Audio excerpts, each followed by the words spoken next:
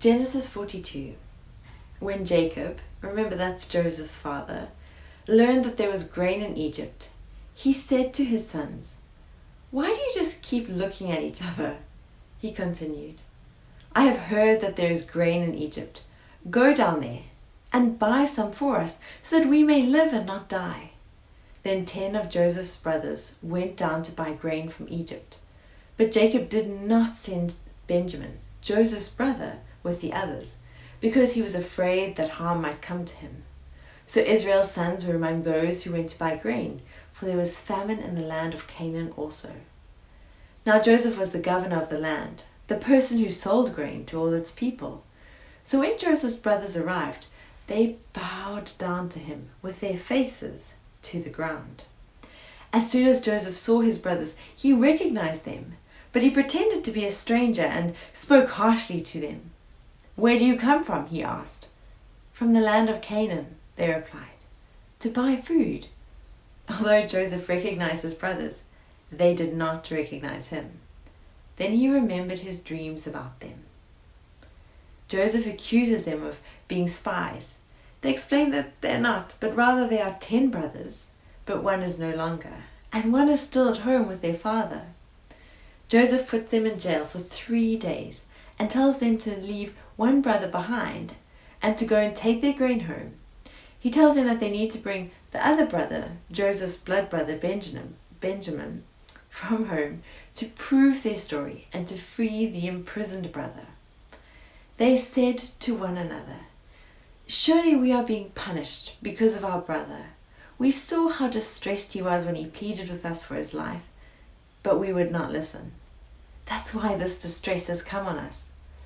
Reuben replied, "Didn't I tell you not to sin against the boy? But you wouldn't listen. Now we must give an account for his blood." They did not realize that Joseph could understand them, since he was using an interpreter. This is the word of the Lord. Thanks be to God. How would you respond if you were Joseph? You're at least 37 now, by this point in the story, and you haven't seen your family since you were 17. And it's not just that you haven't seen them in 2 decades. You haven't seen them in 2 decades because they sold you into slavery. I mean, we know that he remembered the dream that he had all those years ago with all the brothers. You know, the one where the brothers' bunches of grain bowed down to his? And now he sees that that dream has become a reality all those years later, as the brothers are desperately hungry. And he is second in charge of the country that they are coming to get food from. I mean, you could see how he would be so tempted to burst out and just say, "See, I told you so." Joseph could so easily have sought revenge. He was a powerful man by this stage. I imagine that Joseph was completely taken by surprise. I mean, he probably never expected to see his family again.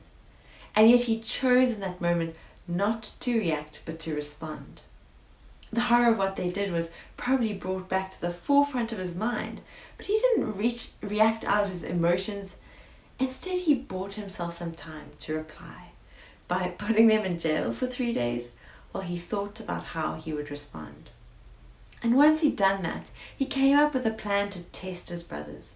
Were they still evil and treacherous, or had they changed over the years? Joseph had a few ideas to test them and to see what they were like now before he revealed his identity to them. In doing this, he was making sure that he could react appropriately. Do we respond like Joseph did, giving ourselves a moment to think through carefully?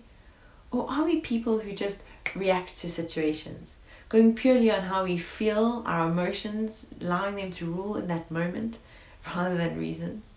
It's so easy to allow ourselves to be overcome with passion that comes for the need for retribution and revenge. But we will see through this story how much better reconciliation is.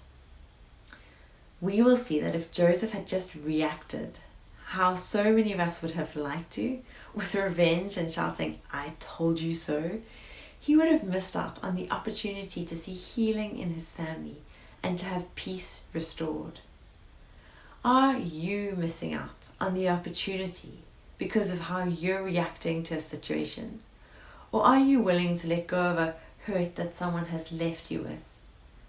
We will see this unfold as we go further into the story, but today's truth is to just hold on to the fact that reconciliation is so much more redemptive and healing than revenge or retribution.